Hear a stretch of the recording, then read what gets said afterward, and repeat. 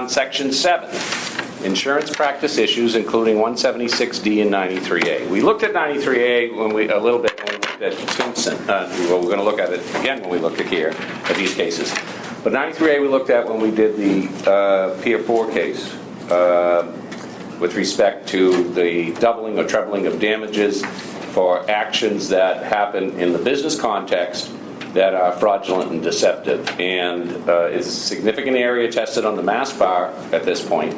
And also it's one we use quite readily in practice because what it does is, in addition to providing the multiplier of damages if you're able to recover a judgment, it also provides for all the attorney's fees if you're successful in recovering a judgment that were expended in the course of the litigation. And that really is a tide turner as you start to think about it when you talk about either a settlement or potentially the risk for a defendant in going to trial that faces a 93A count. Because if you recover a judgment, the damages must be doubled and, in fact, can be trebled. But also those attorney's fees can amount to, even in a small case, can amount to tens of thousands of dollars, and not small case can easily exceed $100,000. So it's a game changer. So we assert 93A when we can. 176D is a related statutory remedy. 176D applies to insurance practices, and it regulates what insurance carriers can do and must do with respect to not just their insured, but others that they deal with in trying to resolve claims and the like. So both of these, if you're going to practice in Massachusetts, are statutes that you should be well aware of and understand how they work and when they work, and be able to plead them when you're pleading civil actions if, in fact, they may be applicable, because both provide for a doubling or trebling of damages plus attorney's fees. And it's one of the few ways, at least from the standpoint of insurance companies and the like, that you can keep them a little more honest and a little more within their lanes, because it does regulate their activities significantly. So you want to take a look at that. But tonight we're looking at Timson versus Transamerica. We're going to look at summary judgment, the rule itself, as well as to talk a little bit about the manner in which that rule works now in both federal and state courts, because it's actually quite extensive with respect to the preparation for it. But I want to talk about Timson versus Transamerica because it brings up some important issues, both with respect to agency, when an agent is responsible for their acts, or when the principal is responsible for the acts of their agent, and what constitutes an agency relationship for those purposes. So you read the case. There's a part of it deals with insurance and the like, and whether the insurance had an obligation to defend on the action.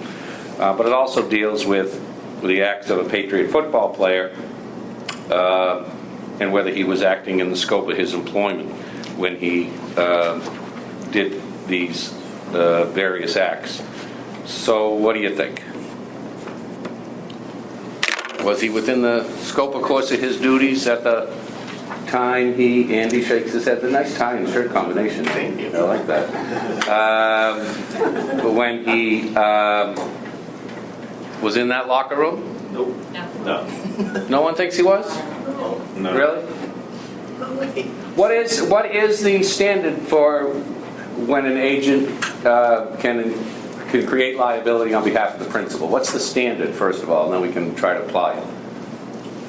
But I'll come over, Nick. But by the way, one thing that I've heard from time to time, and I'm not sure it's as clear as it should be, when we're creating liability for the parent because of the agent's actions, don't forget that the agent is responsible for his own torts, his own activities, even if we can impute liability to the master, right? So they don't get off the hook simply because they've created liability for the principal. If I punch one of you because you didn't do all your reading, not only do you have a chance at having the school found liable for that activity, but I'm also responsible for the wrong done to you as well. I'm probably going to be responsible regardless of whether you can impute liability to the master. But so when is it that someone can create liability for the acts of their, we say master servant, but their employer or someone other, and it's not always employer either, right? This is how we create liability for someone other than the person that committed the act. So what do you got for me, Nick? I got the Wang test. The Wang test. Comes from this case. Well, it doesn't come from this case, but Right. appropriate for this case. The factors that determine whether an employee's tortious conduct was within the scope of his employment include whether the conduct is of the kind he is employed to perform. Okay, well, let's slow down, right? Whether he's performing the type of work that he is employed to perform, right? Okay, what? Number 2, it occurs substantially within authorized time and space limits. Okay, so it occurs substantially within authorized time and space limits. And 3, It is motivated at least in part by a purpose to serve the employer. it's motivated at least in part, by the desire to serve the employer, right? Did I get that right? Yes. Okay. And this first one, a lot of times, when I ask you to define, what the scope of employment is, or whether the agent's acting on behalf of the principal and creating liability, therefore, a lot of times I get the definition is, well, is he acting in the scope of his employment? It starts with number 1, is he acting in the scope of his employment? Well, that's what we've got to figure out. So you can't define what makes it so by using that term, because if he's in the scope of his employment or the scope of his duties, then we're probably likely okay. So you've got to think about what the first one actually says. And the first one says what again, Nick?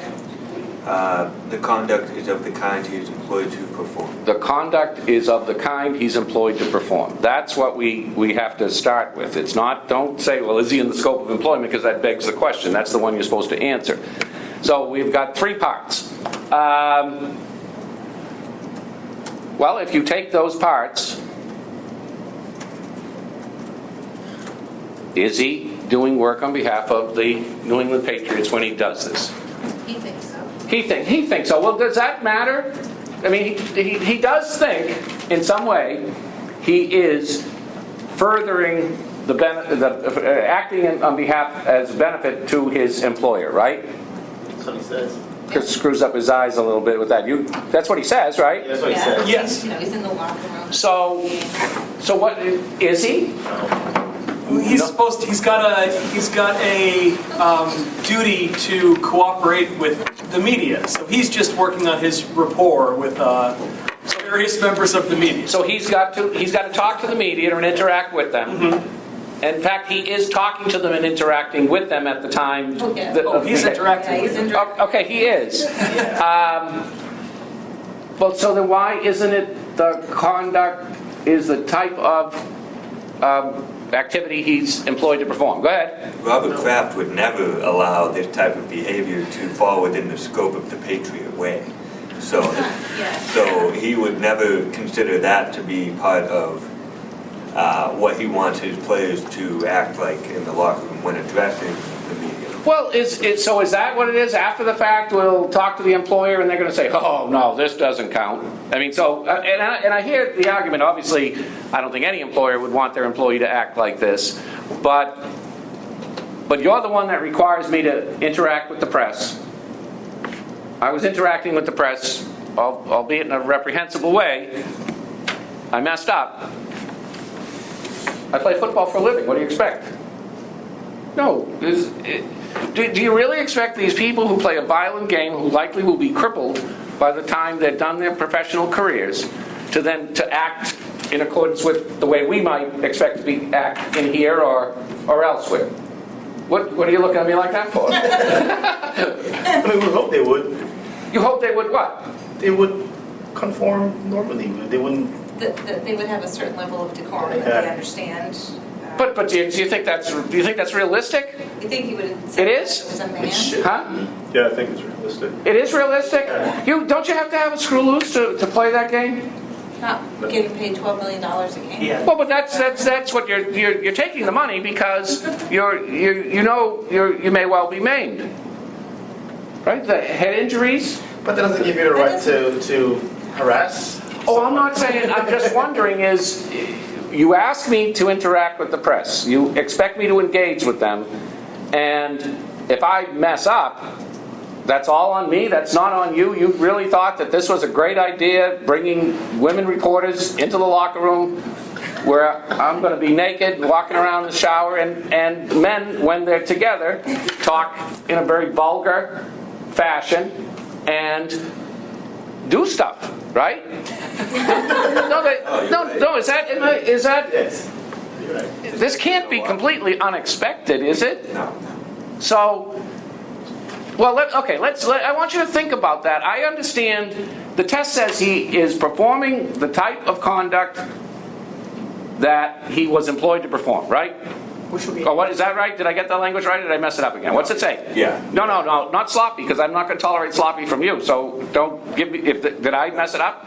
The kind he is employed to. What, the kind what? Is it, Conduct. they use conduct, right? Okay, I thought they did. Yeah, you got it. The kind of conduct he is employed to perform. Talking to the press. I'm just asking you to think a little more about that. What was 2? Not just talking to the press, it's cooperating. Well, it should be cooperating, right? It's not just talk. Well, so Marshawn Lynch is a football player for the Seattle Seahawks. He is obligated to talk to the press. It's been all year. He will talk, but he's not going to give you an answer. I'm only here because I have to talk to you. That's if you would, no matter what question, right? It's fine for that, for saying that specifically. So I mean, you are intruding into my private. Well, let me ask you that. You are intruding into my private space, aren't you? I shower here. I dress here. I'm naked here. I don't know who you are. But she wasn't addressing him, she was interviewing another player. So, he's not being interviewed by her, so he's on the outside of the scope of that particular part of his employment. So, he's not really talking to the press. So if it was just Zeke Moat, who she was talking to, doing the same things, he would have been in the scope, of course, of his duties? No. So it's the activity that you object, I mean, which we all object to, Yes. right? Let's, I mean, it is of questionable moral value at the minimum. So what was the second? It occurred substantially within authorized time and space limits. You get a check for that? You get to check for that. Do we all agree? Yes. He's in the locker room. Yep. Yeah. He's with his teammates, so it does occur within authorized time and space limits. Yes. Okay? So he's good on that. 3. It is motivated at least in part by a purpose to serve the employer. What do you think about that? It's motivated at least in part by the purpose to serve the employer. In part, right? And by the way, to me, that the in part is key language here when you start to apply it, because sometimes you can be on a little bit of a frolic, but not necessarily outside. When I was in the law firm in Boston when I was 16, I worked in a law firm then, and occasionally they'd say, Mike, take the car and go out to Newton and drop it off. I'd say, yeah, sure. Big, really beautiful cars back then, which I didn't drive a beautiful car when I was 16. Well, I didn't ever drive a beautiful car. So I'd screw around sometimes, a little bit, go here and there. But I got the car to where it's supposed to be. So was I still doing the master's work? I was motivated at least in part. I'm going to take the long way around to Brighton, like by Dorchester, if you know that route, which is not that close. Because of how far It you depends are. on the part of the journey that you're on. Yeah. Oh, it does. But I thought while I'm driving, even though there might be a minor detour, it is motivated in part by a desire to serve the master, driving that vehicle. Yes. It is. So no matter who I hit and wherever I hit them, it's on them, not me. I mean, it's on me too, but because they weren't looking for my pocket, they'd be looking for these guys' pockets, which were much, obviously, substantial. So is that okay? Motivated in part. Well, not what he specifically did. Yeah. Well, I'm just okay. I'm wondering about me right now. Okay. So am I in? I'm okay. Or the employer? You got the employer for me? Oh, you want to just take this? You read this. If So- you stopped at a Dunkin' Donuts on the way there, that's Yeah, not that's- part of it. That wouldn't be part of your purpose to serve the employer, I don't think. Oh, so if Can be. I can't stop at Dunkin'. So even if I'm going right to Brighton, where I was supposed to drop the car off, and I say, "Damn, I need a coffee," Yeah. and I stop and get a coffee, That's something you usually do. Like, just you're on a lunch break. Right. No, I'm not on lunch break. I'm just 16 years old. I got a Lincoln Continental to drive around. I'm going to stop and get a coffee. No? And you're on the route that you normally take to get there. I'm on the right route, but there happens to be a Dunkin's. That would be okay. So, okay, so it's motivated at least in part by a desire, so driving, I'm okay. So let me get back to this case then. He says, Moat says, listen, honey, I'll give you an interview, but give me a little kiss first.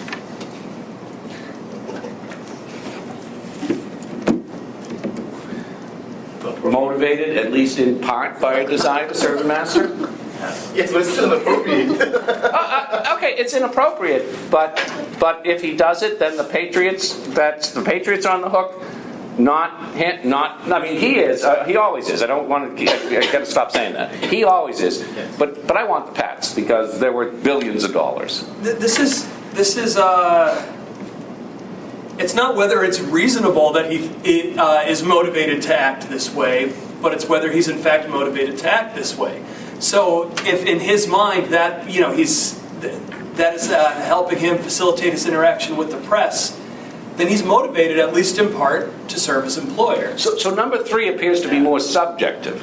Yes. What was he thinking that this was motivated at least in part by a desire to serve the master? In part. He also wants to serve his own needs here, or his own wants, right? But an intentional tort will never be a respondent superior. An intentional tort. Why not? That's the law. An intentional torts are not. So wait a minute, you missed the first part. So when I punch you in the face because you didn't read your cases, you're just coming after me and not the school? The school's going to be out. You think so? Yeah, So the dean of the law school, your professor in this class says, okay, we're going to do a little quiz, and whoever didn't read all, what is it, only 3 or 4 cases this week? You're getting a big smack right in the face. And the only way we'd be able to get to school is negligent hiring. It wouldn't be for the tort. That would be the only way. you all agree to that? No. Well, because what would be the test? I mean, because the Wang test is the test in Massachusetts. And by the way, we call it the Wang test in Mass because it came from the Wang case. But this is generally the case you would use no matter where you were looking at to prove agency relationship and the like. The jurisdictions might differ a little bit, but these are the 3 you're almost always looking at. So the first part was the type of conduct he was employed to perform, to police students studying and make sure they maximize their learning potential. So I punched you. No? Are you saying that? Are you saying it doesn't? I want to know what your analysis is. Does it satisfy part 1? We're not. What the part 1 was? It is the conduct. I don't think you're employed to yeah. I'm employed to teach you. But so is that what it is? Whenever you because whenever we have these wrongs, well, you're not. I don't employ you to run someone over in a crosswalk, right? So, I'm out. But you were driving my vehicle, you were taking it right where you was. I'm sorry? There's a difference, though. If I accidentally run you over. No, you know what? She just POs me. She's walking and she's taking her time. I toot the horn. She turns to me and goes like this. And I say, "Whoa!" And she comes up and over. And it's no accident. It's no negligence. It's reckless. I'm at it. I'm stuck in traffic for too long. I don't think the employer's on the hook on that. I'll be honest. So, well, okay, but I don't care whether you're honest with me. I want you to take the test and tell me what part it doesn't meet, right? Yes. Because this is what lawyers do. We take the law and we apply it to the test, and then we see if it meets the standard. Go ahead. I would say in this case, the fact that he's performing in sexual harassment, I don't think sexual harassment is not the kind of conduct that he is employed to perform. But he was employed to cooperate with the media and to engage and interact with them, and as he sees it, that's what he was doing. So, Is that subjective like the third? no, well, I don't. What do you think? I don't think it is. I don't think it is either. That's why I sort of separated out part 3. So I want to come back to part 1, and I want to know a little more about this. What about her in the crosswalk? It was specifically said I'm not supposed to run anyone over, much less someone in the crosswalk. However, I'm driving their car. It is the conduct I am employed to perform at times. Take that car, whatever they want me to do. That's what I was supposed to do when I was 16, right? that most employers expect. They tell you to do something, you do it. So was that the type of conduct I was hired to perform? To drive the car to one place to another, To yes, another. but not to hit her specifically. So that means the master's not on the hook. She can get lots of money out of that 16-year-old who works part-time doing this type of BS stuff. So, boy, she's hit megabucks. No, she's not, but her attorney will definitely go after the bigger pocket. But you're telling me your legal opinion is the bigger pocket is going to fail on the very first count here. Because it's not because you're separating out the ultimate act from the conduct I was hired to perform. Because I'm a little worried about that, because whenever then it goes wrong, I'm going to say that is not the conduct you were hired to. You weren't supposed to hit someone with that vehicle under any circumstances. You weren't supposed to do this. You weren't supposed to do that. No matter what, I'm going to disavow the act at the end of the process here, right? That's what you're going to do. That's what you guys are lawyers. So go ahead. I think in your example, you would fail the third part of the test because it wasn't motivated. Oh, okay, so you'll give me one? Your conduct was to drive the car. So I'm okay on one. Probably, but... Okay, and what was two? Because you're giving me two then, too, if we're skipping all the way to three? Because I can give you an argument on three. Go ahead. Different until three because... Authorized time and space limits. I'm okay on two. You're okay on that. But Three, motivated at least in part by a desire to serve the master. I don't think just because you were pissed off you were sitting in traffic, you run this poor girl over. This happened to me one time. I took a little longer of a frolic. I get there, the other place was closed. I had to call, say, what do you want me to do? I said, Mike, you left 2 hours ago. Where'd you go? No, this is for real. I said, well, they're closed now. I don't know what to, lots of traffic in that 5-mile stretch. I'm sure they Well, did how's say killing- go how run is- over someone in the crosswalk Yeah, on how's- your way back. But wait a minute, though. It was motivated in part. I have to get there before the place closes. She's just now playing games. No, not motivated in part by her desire to serve the master? No, it was you being pissed off at her taking too long to cross. Because it's costing me time here. Okay, let's come back to this one. But I'm not, I'd be careful because you can't react from the ultimate act and say no or yes until you've run the 3-part test.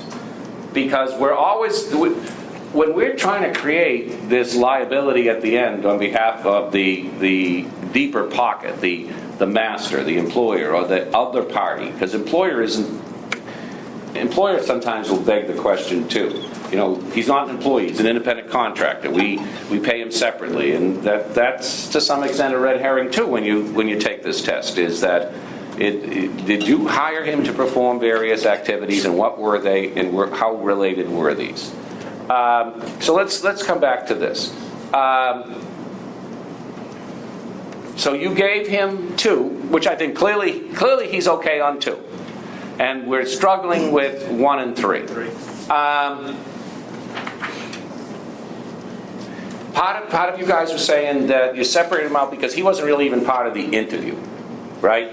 He just engaged in this. Well, what about his argument that he thought that this built team unity? You know, we're all in this together, yuck, yuck, yuck. None of us want these women here in the locker room. And, by the way, I mean, this was a long time ago now, but would you feel the same way if this was a guy in a woman's locker room? I mean, does the gender really not matter? Or like if one of these guys wanted to go into the women's locker room when they're changing and all this stuff, and that's not an issue? No, gender is or isn't an issue? It is. It is. What do you mean by that it is? That you wouldn't want the man in there, but these guys are supposed to be okay with the female in there? I don't think you get your same result. What does that mean? I think that it doesn't matter whether it's a male or a female. They both have equal rights to get access to the locker room when these folks are changing, when they're in their personal space. Because I wonder about that. You don't expect some of this? You really expect people to act And it's got to be that objective level. So if they fall short of that, that's on them, not you.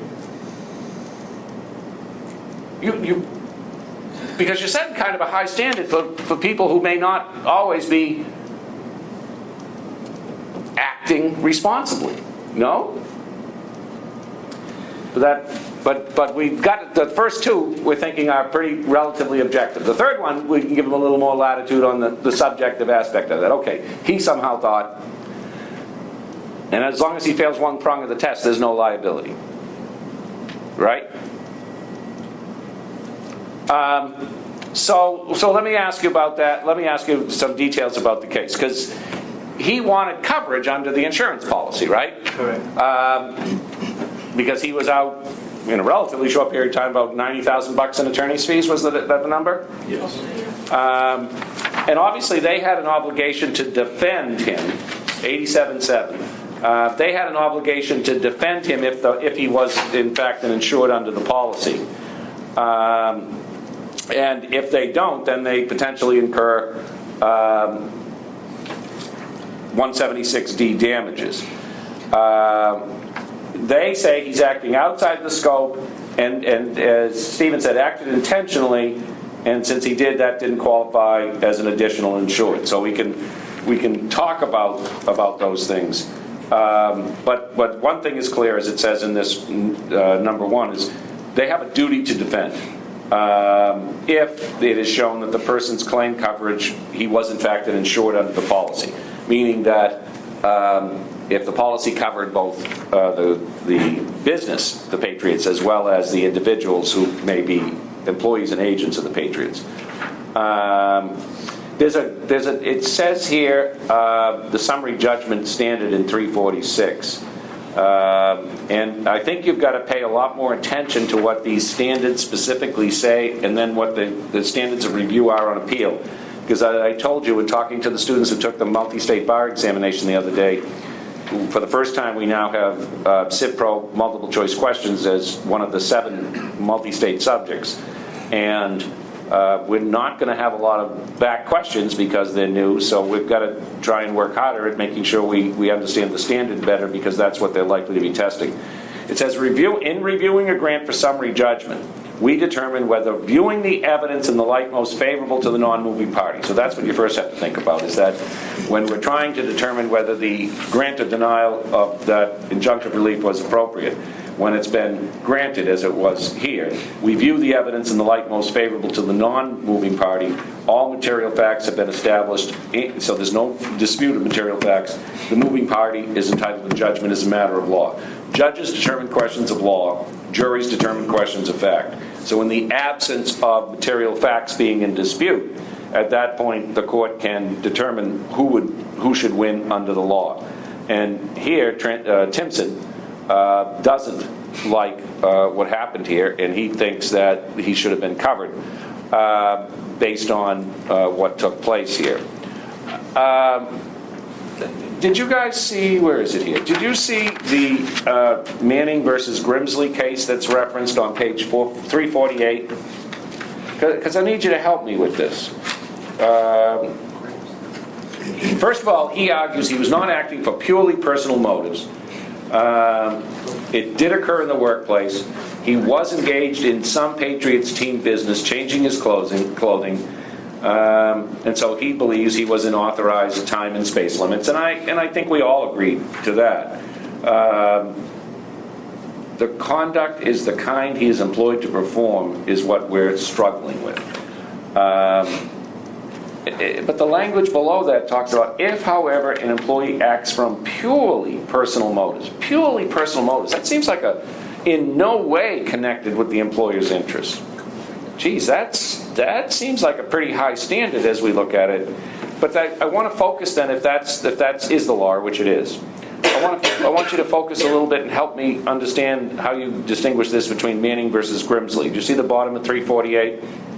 First Circuit case. Professional baseball pitcher who intentionally threw a baseball towards hecklers. He threw a baseball. He's a pitcher, and he threw a baseball into the face of a little kid, right? In order to shut him up. he is within the scope of his employment, and some grab-assing in the locker room and some vulgarity isn't? How do you align that? I mean, that, by the way, that's an intentional act, wouldn't we agree? Yes. I mean, the court accepts it as an intentional act. That's not a dispute that he, in order to silence the heckler, someone who can throw a baseball 90 to 100 miles an hour, throws it at his face, hits him, and he's within the scope of his employment? No wonder Timpson's a little confused. Wild pitch.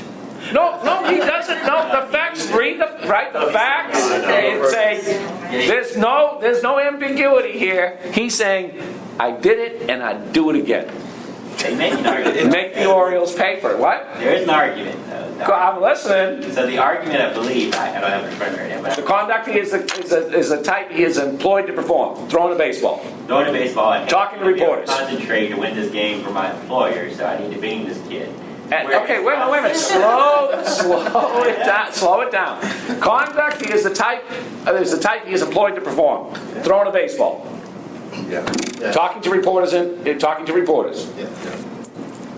Tell me the difference. Okay, you gotta keep going, just a little bit more, we'll get it. Okay. It occurs in authorized time and space limits. Yep. Got it, most of that. Well, my guess is that heckler is off the field. But you're on. We don't usually let the hecklers be on the field to heckle us. But your player's in. Huh? You're on The the player's in the right place. So the player's in the right place, just like Timpson is, and so is the person that gets hurt. Timpson's stronger there than Grimsley, isn't he? They're both in authorized time and space limits. Right. And 3, motivated, at least in part, by a desire to serve the master. Stop the heckler, build team unity. I'm one of the guys. We're all in this together. No, we're shutting up the kid. I'm shutting up the kid so I can focus here. I gotta throw this ball. Well, my guess is some of these reporters back then, some of these players back then said, to the extent she doesn't come in as often anymore, that's good for us because she's disruptive. We don't want her here. It's a source of irritation, if they were to be honest. Which isn't... But how is harassing her furthering the team? Not that I'm advocating hitting the kid with the ball in order to win the game, but I mean, he's making the point that he's got to focus and be quiet and that he's trying to win the game for the team. How is sexually harassing a reporter in the locker room furthering the interest of the team? After the, Do you have an answer to that? Yeah, Timpson says he's promoting team unity. Well, yeah, but how? And I think this might be where he loses it, because it says he explains that by laughing and shouting encouraging words to his male teammates, all of whom are allegedly sexually harassing a female reporter, he's promoting team unity, which would lead to better playing. So I guess the thing that he is encouraging them to do is wrongful conduct. I don't know. I thought I had the it. game's over. Yeah. If it was, I don't know, the game was already done. They're in the locker room showering and they're going home. There's no team unity at this point. I think if they were on the field and they were, Somebody was Somebody intervening, was trying to interviewing interview at him. Heckling is part of baseball. What? Heckling is part of baseball. Sexual harassment is not part of. football. Oh, so heckling is an expected part of the baseball experience, but not sexual harassment.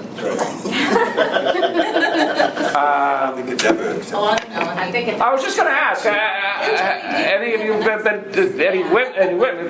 been to a sporting event where you felt that there was? Oh, you have? Yeah, we shout things to the big place. Yeah, I've heard women Heckle or no? You've heard women heckle. heckle Johnny Damon, you know, Yeah. and how he looks, and then when he went from the Red Sox to the Yankees. and I all was a the- dark dude all the Yeah, time sure. when he was playing. Oh, so you heckle sexual harassment? Well, that took me a little bit to get. So wait. Well, we're not players. Huh? We're not players. We don't have a contract that says we have to, conduct ourselves in further of the team. We're just patrons of the game having fun. Yeah, totally different than sexually harassing Creating somebody. unity for the other team.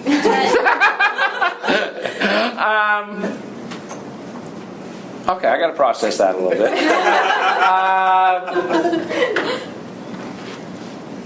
So the baseball, really? Or is the baseball, I mean, I could align the two if there was no coverage in Grimsley.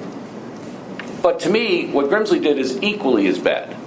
I'm not excusing Timpson at all. I mean, it's vulgar, it's stupid, it's, part of some of the times you read some of these cases, or any case, you say, well, is this something you want your mother to know you did, right? No, I mean, this is just pure asinine. So I'm not sure he should get coverage. But I'm looking at Grimsley saying, that's bad. That's equally worse. Yes. But we really are going to say, well, you guys are going to make this distinction. Well, heckling is sort of expected. But this type of harassment, you can't expect under any circumstances. You really wouldn't have expected it. What was the year of the case? 1996. You wouldn't expect that at least it was one of the first women reporters that went into a male locker room. You wouldn't expect that this is not going to be a pleasant experience, that they're going to welcome me with open arms. We had Jackie McMullen here one time on one of the books she did, and she was the reporter early on trying to get into the men's locker rooms too, and she said it was they didn't make it comfortable. By the way, a lot of these guys didn't make it comfortable for male reporters either. There's at times significant friction. I remember, was it Raymond Claiborne said he was going to punch out Will McDonough in the locker room. I mean, I could imagine a million different ball players wanted to punch the crap out of Dan Shaughnessy, right? I mean, these people write terrible things about us sometimes. Isn't that a little bit of that tension? If you put us there, and this is an NFL and a Patriot rule that I got to talk to them, and it's enforced, as we know from the Marshawn Lynch case. But we're not giving this guy any coverage at all, right? And you're all good with that. Are you comfortable with the distinction in Grimsley? Baseball pitcher throws outside the field of play intentionally. No. It's a stretch, but if you just apply the test, it does have some. Yeah. I mean, don't get me wrong, I'm not for it either in that case, but at least if you apply the law, there is a distinction between the two. And the law Is there really? Do you really buy the last? How is it team unity? Team unity winning the ball game. Are they really different? I don't think it was team unity in the baseball game. I think their mindset is different It wasn't team unity, it was shut the guy up, right? Yeah. That was We'll shut the guy up so our team could win. so I could throw the ball and concentrate.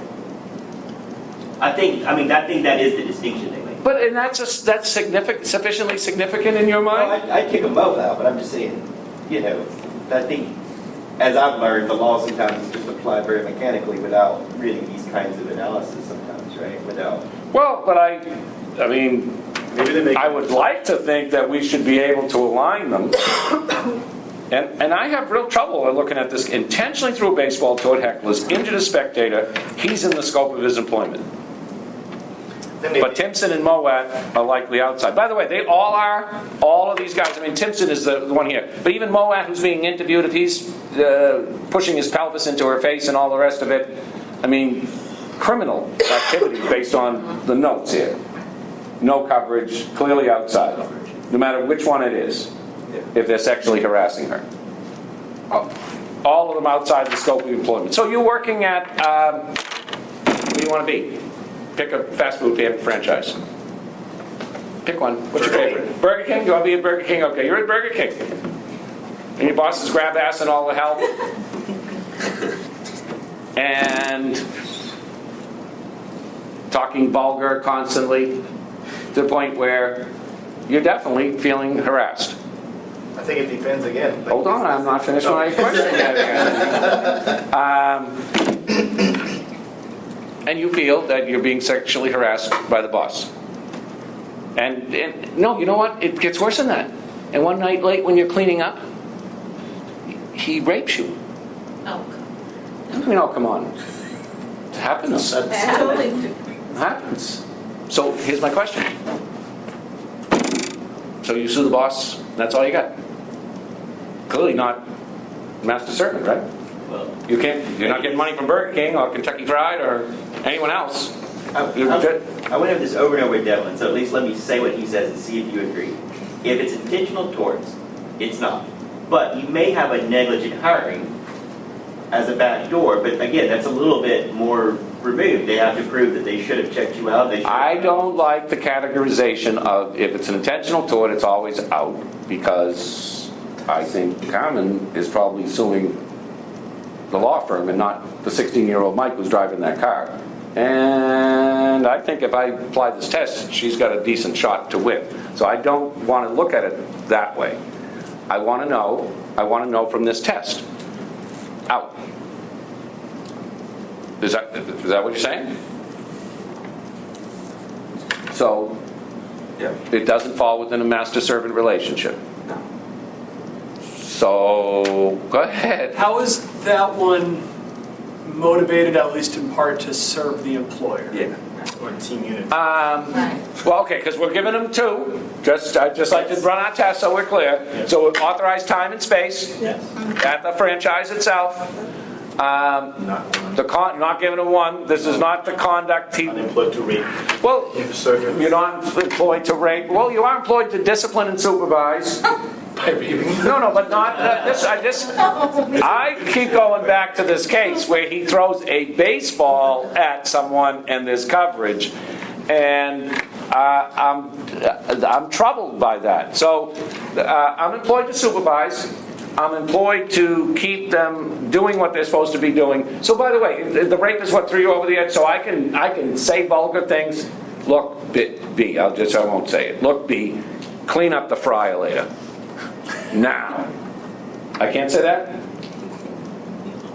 That's not even the number one? It's time to motivate her to get her to clean that fire. What? As a manager, you're stepping over your boundary. Am I? Pushing it too far. By what the conduct he is the type he is hired to perform. Look, B, clean up the fryer later now. I think that'd be smart. We're okay. Nick. Sorry. Okay, so what, you don't like that? We're okay on one. We're okay with one. Okay, tell me why you're not okay on one, because he added a word that you don't like? I think that his tone and his approach to supervising his employees is not something that Burger King would consider to be appropriate conduct for his. No, we have policies that you can't do that, you can't do this, and you can't do that, but he does it all the time. You guys have worked with some really nice bosses, huh? I mean, no? No? Okay. That's why we're in law school. Fair enough.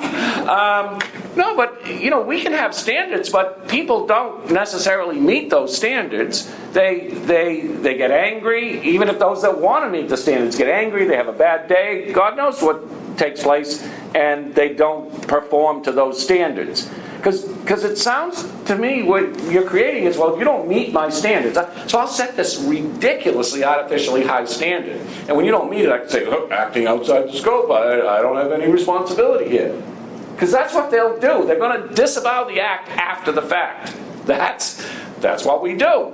So There was an 8-part test that determined. we're working on a 3-part tonight, Stephen. Best get this one down. But, I imagine you passed Professor Devlin's course. Now you work on passing mine. but it needs to say in that I remember there were 8 questions that you would ask to say whether this conduct, like in the Burger King, what he was doing, could be construed as acting within. Since you can't remember the 8, let's work on these 3. Okay. So let me ask you that. Am I okay? Look, B, clean the fryer later now. Yeah. Let's take a vote. Number 1, just 1. Okay? And 2, what was 2? Authorized time and space. You got to give me that, right? Yes. Okay. And 3 was motivated at least in part by a desire to serve the master. Good. Yep. So we're okay on that. Okay. So the next day, since I got away with that, I go up and I say, "Is your register right?" And I hit it, count it. You're off by 37 cents again. So I give a pinch in the ass, say, "Don't let that happen again, or else." He's gonna have an accident in the kitchen the next. That grill gets hot. Riley. No, so, I think, still, the pinch is outside? I mean, it's Sexual harassment. it just, it turns into. Yeah, it is harassment. Yeah, it turns into harassment. I'm not disagreeing with you. I want to know, am I okay on 1, 2, 3? Is she okay on 1, 2, 3 when she tries to sue? She wants the money. She doesn't want whatever little money he makes. She wants KFC, and she wants Burger King to pay and pay big, right? That's what we want. You want to make them stop. You got to hurt them. And the way we hurt businesses is by taking their money. So, so I'll get $15 a week from this schmo for the rest of his life, or I get $500,000 from Burger King or KFC. So, am I okay on 2? Yes. So we're still okay on 2, but this is sexual harassment. I think that you can't really focus that much on the actual conduct, like the sexual, like we all know sexual harassment, but he is still working. I think the conduct part of it is that he is at Burger King. He's still punched in. He's working under the hours he's scheduled to work. I think we're focusing the conduct on the sexual harassment piece, which obviously it's there. Right. But I feel like the conduct piece is that he's working for the employer. He's punched in. Maybe if he was like outside, he was punched. If he wasn't working, under the clock. But and you're right. I think you're right. That only gives us 2. That's why we've got to work on 1 and 3. So how far down? And this is the ultimate question. I went too far at first. How far down that road can he go? Then, before you guys say he's out. That's not within. That's going to be outside the scope of employment. He's not going to pass the test because you've already let him harass. Use language that is inappropriate and hurtful. And now you've let him touch you inappropriately and said, no, I still think we're okay. So, how far down that road are you going to let him go? I know you're drawing the line at the unwanted sexual activity.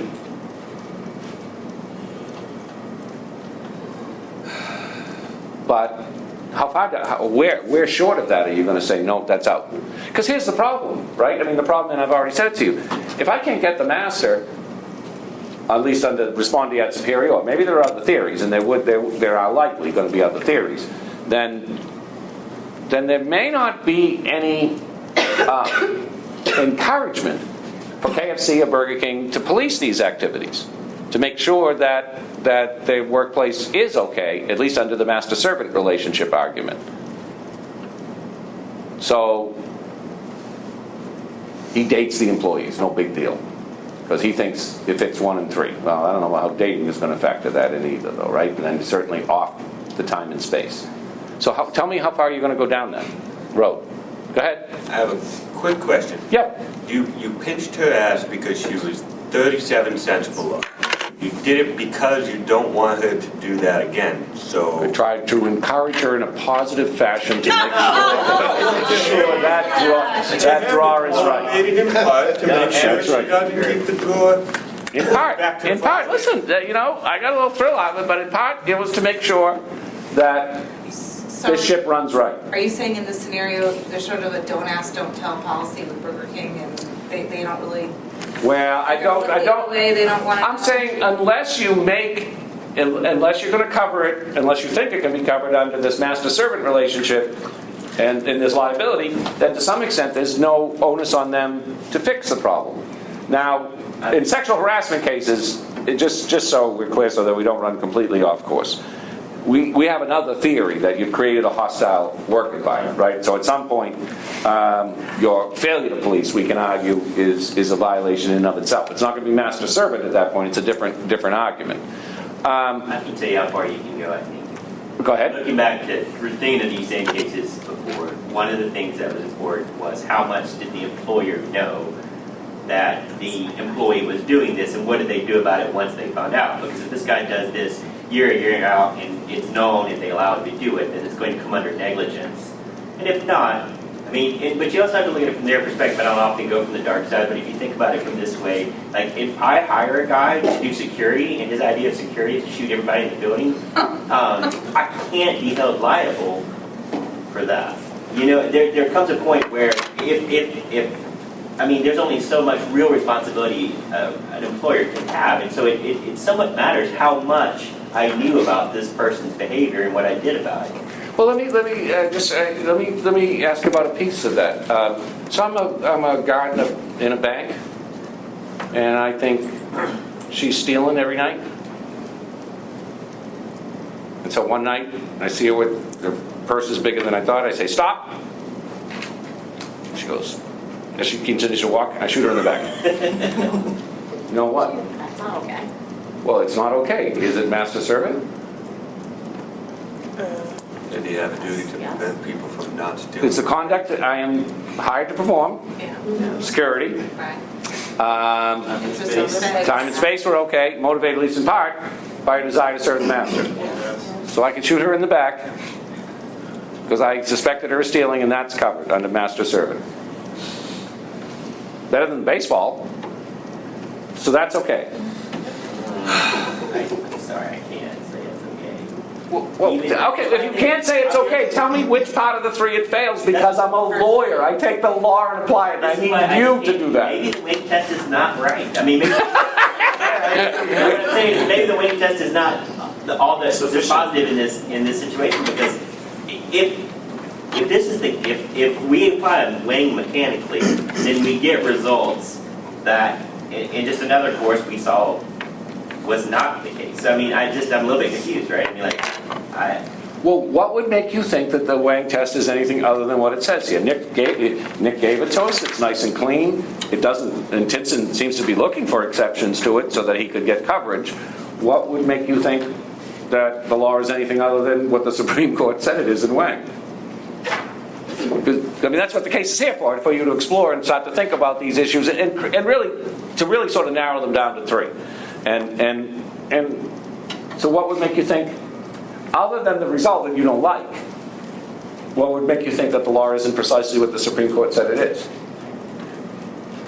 Because at the end of the day, that's what we lawyers do, right? It's no longer what our gut tells us, unless your gut is really incredibly fine-tuned as to what the law actually is. But what we do is we take the law, element by element, and apply it, and figure out what's likely to happen. That's what we're paid to do, right? So what would make you think, other than the result that you don't favor right now, what would make you think that it isn't that? Or shouldn't be that?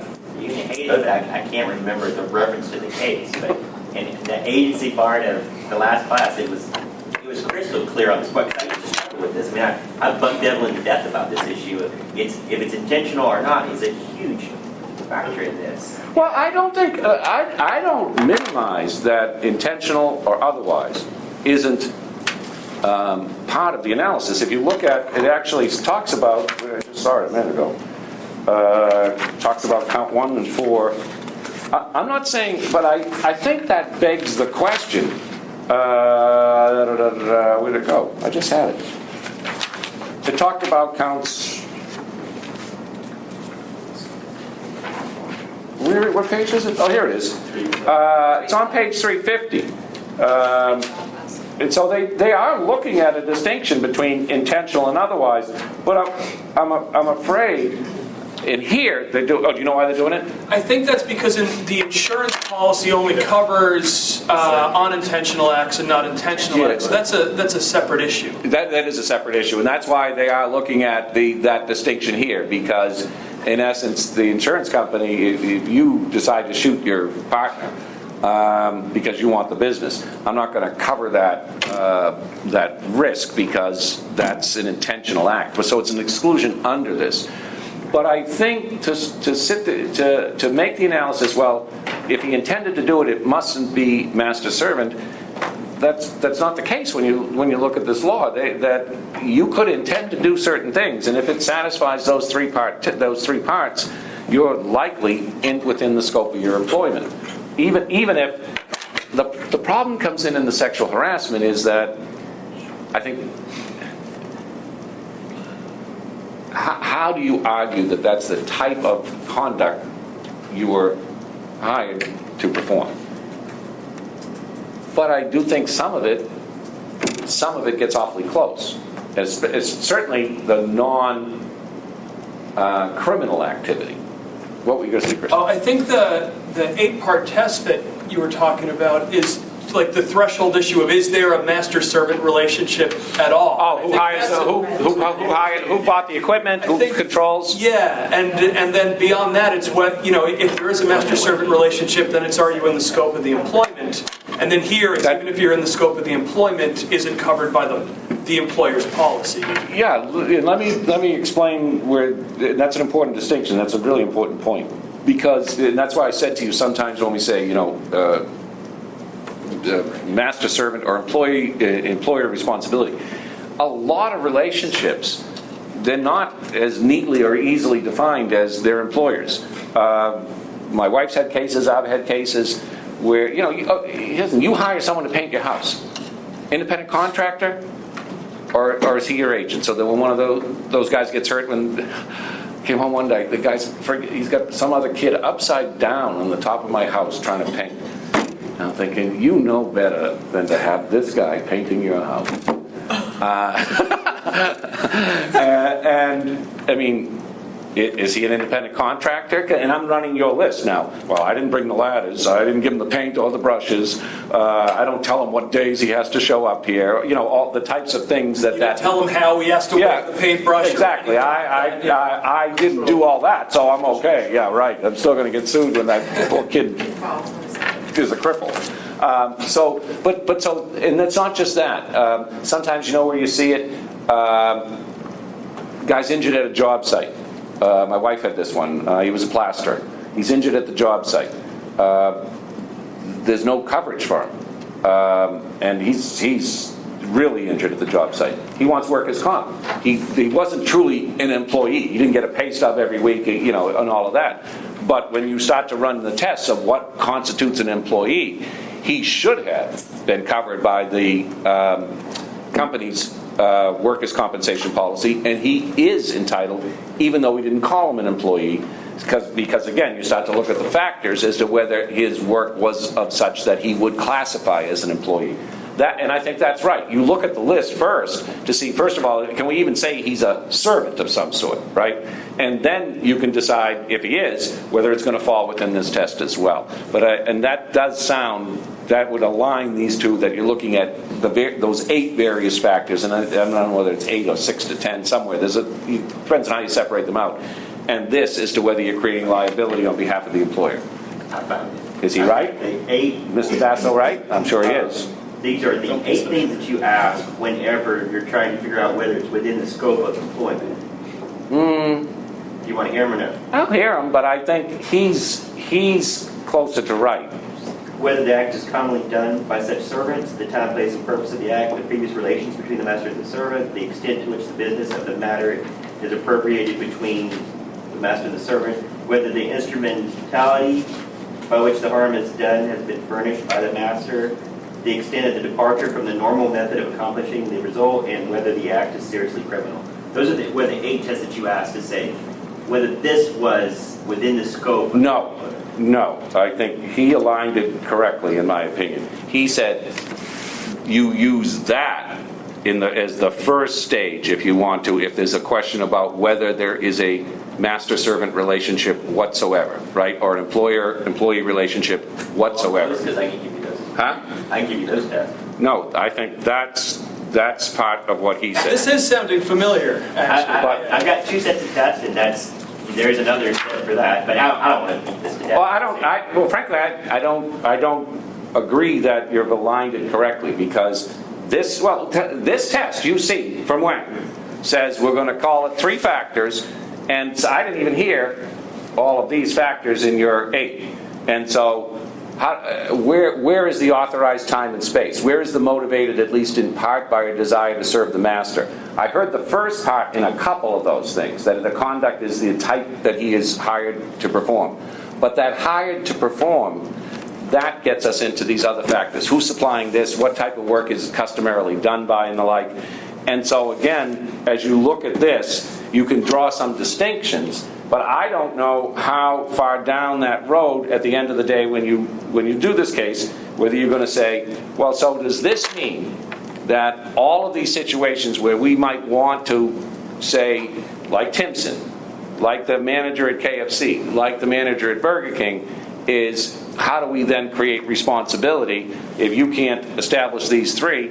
And you guys are struggling, I think, once we get past sort of baseline, what we call harassing activities, to say where that line is. And I don't know where it necessarily is either. But you're going to be the one called on to do that when people come in and tell you, well, this or that happened. And I don't think you can start at the end of the process and say, well, they're out, because they just shouldn't be. Because you can look at Grimsley and say, well, that seems to be a significant case for someone who, at least is certainly in what we would expect to have been the gray area, he gets coverage. And Timpson, who I think you've rightly distinguished, isn't going to get any coverage whatsoever. I think in Timpson, what also hurts him, and it's not really part of the test, but it's one of what Stephen said was fact, Timpson's behavior is likely criminal. Certainly some of those guys could be criminally charged. Isn't Grimsley criminal also? Yeah, fair enough, right. Grimsley is criminal as well. Maybe that was like a hot political topic at the time, so it was decided that. So that beating case, hecklers? that case could, no, not the Grimsley, but the Timpson? Females in the locker rooms. Oh, this was Right. you guys are probably, I don't. This was huge at the time. This was. So basically, maybe that could have been decided either way, and for political reasons or whatever, they decided it this way. Well, I think that's a fair way to look at it. For policy, listen, by the way, right? For policy reasons, this would be a bad thing to give him coverage, right? To give him his $90,000 back and say, okay, what you did was acceptable. And you're absolutely right, at least in part, the politics at the time. I mean, this was a very hotly contested issue, and the players didn't care for it at all. I don't want to sound like a Neanderthal, but I don't think I would want a stranger in my personal space while I'm showering and talking to people. And I mean, I'm not even sure I don't want anyone else in that space. No? But I agree with that. I mean, that's a bad time to have any reporters. Let the guys shower up and change up, and then have a dedicated room or whatever. It does seem like a foolish requirement that is fraught with peril. And then when the peril comes, the people who really could afford to pay for it just sort of walk away and say, well, this isn't on us. And that's what I find troubling. That's what bothers me, is that you set up, you lit the fuse, and then when it goes off, you say, well, it's not on me, it's on these guys. And that's what seems a little bit unfair about it, as well, as I look at that. Because you're making the guy at the low end of the totem pole pay for this, and that doesn't seem quite right to me. 176D. The reason he's suing, obviously, is he wants to get coverage and to have them pay his attorney's fees. One of the requirements under 176D, under the insurance practices statute, is that the insured has a duty to defend their insured until the point that it is clear that there is either no liability or this is not insured under the policy. So that's where we start with, is what he's looking for is the coverage, and as long as he's within the scope, he is entitled to both the obligation to defend and pay for that defense, and the obligation to settle reasonably within policy limits if they could. And ultimately, this case was settled. But he would want them to both defend him and then ultimately pay that settlement. If he's outside the Wang test, then what happens is that he is not going to receive either the benefit of a defense, his attorney's fees that he expends, or if he has to pay a judgment or settlement, he's on the hook for that as well. That's why he's fighting so diligently about trying to get coverage, because he doesn't want to be stuck with this.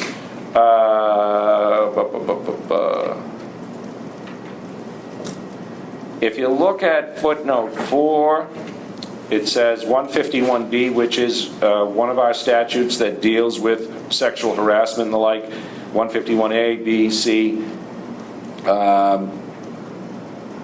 It talks about sexual harassment is verbal or physical conduct of a sexual nature when conduct has purpose or effect of unreasonably interfering with an individual's work performance.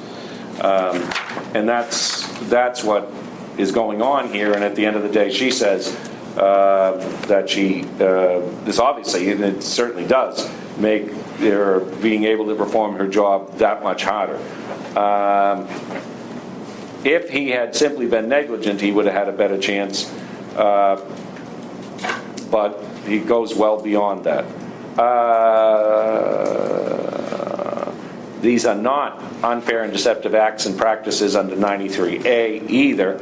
The insurance company's failure to defend, since he's outside the scope of his employment. If he's outside the scope, he's not an insured.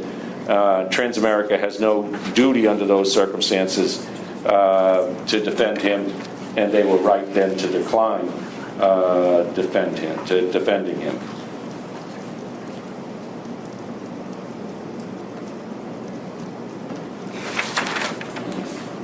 I think there was one other thing I wanted to mention to you.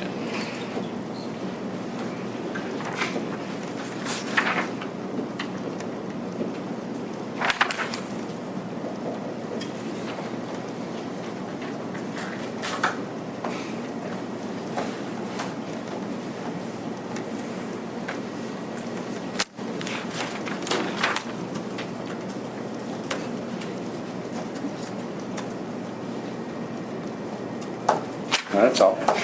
Questions on the case? You going to remember the Wang test? Be able to apply it? Yes, sir. Good. Brent, let's talk just a few minutes. Let's talk a couple minutes about Bramley, and we can finish it next time. We'll just, it's another insurance case. I like this case for a couple of different reasons. It's one of the few cases where 176D is not just used by the insured, because it clearly covers behavior between the insured and their insurance carrier, the people who actually pay for the insurance. But this case, what's interesting about it, it's got an interesting procedure as well, is that this is a party who didn't procure the policy and now wants to take advantage of 176D in order to try and obtain a favorable judgment because of their failure to promptly assess the claim and make a reasonable offer of settlement. And this is used by the non-procurer of the policy. And I want you to look at this case, and there's a bunch of interesting things going on here, a bunch of interesting things. But one of the questions I want to leave you with to think about is that the lawyer who makes the demand, and he gave them a detailed demand explaining what he was looking for and what he thought would be reasonable to settle the case for. It says, and I could see, I know him well, and I could see him saying it. And the case, if you looked at it, at least it appeared to me that the file sort of got lost for a while because there was some activity and then it dropped off the face of the earth, and then it came back on. But his demand was really, really high, ridiculously high. And what he's complaining about in this case is their failure to be reasonable, the insurance carrier's failure to be reasonable. And he points out, as his defense, that he's under, the plaintiff's lawyer is under no obligation to be reasonable or to make a reasonable demand because he can do, in essence, whatever he wants. And when he does so, it is the obligation of the defendant, the insurance carrier, to nonetheless treat every demand and every request for relief promptly, respond in a timely manner, and when liability has become reasonably clear, to make an offer of settlement. Could you really say that you have no obligation to be reasonable? Because that's what he said. He said, I have no obligation to make a reasonable demand. What was his initial demand? 1.4 million. 1.4 million. What did he settle for? 84 grand. Well, that was Settled for less than 5, maybe just around 5% of his original demand. So if I'm the insurance carrier, no matter what horse's ass sends me a demand for whatever he sends it for, I have an obligation to treat it reasonably. Because he ends up settling for 5 cents on the dollar. Go ahead. Is it a reasonable response he's looking for, or just some sort of a response? Well, fair enough. They at the minimum, you have an obligation to respond, and that's what they're looking at under 176D. And when liability becomes reasonably clear, and that's always a little fuzzy of a way to think about it, but that's the language. When liability becomes reasonably clear, they must make an offer of settlement. But they didn't even respond. His argument is, his flat-out statement is, I don't have to be reasonable under any circumstances. I've worked with him, and I can see him saying that, and I can tell you that a lot of times that was absolutely true. 17060, he says, and this is on page 110, and I'm going to leave you with this, as the court says, their attorney assisted in creating this situation by demanding an excessively large settlement. Plaintiff's counsel stated at his deposition that because a carrier is regulated by the general laws and the plaintiff is not, plaintiff's attorneys are not required to play by the same rules as insurance companies. I can do whatever I want. I can be as unreasonable as I like. So I'll ask you about that next time when we meet. Thank you. The internet people asked me to ask you 2 questions. The 103 questions due before or after spring break, and the same thing about the midterm questions they wanted me to ask you just. Well, they should listen to the audio, because I think this is probably the 3rd time I've said it. The 103 questions are due, the 103 questions are due before we leave for break. The questions to all, the answers to all of the questions through the sections we have done, which will be section 8. Are due the midnight of the Monday they return from spring break. Can we get it to you now? You got the 103? I'll take that. Yeah, people have been giving me the 103. I'll take that now.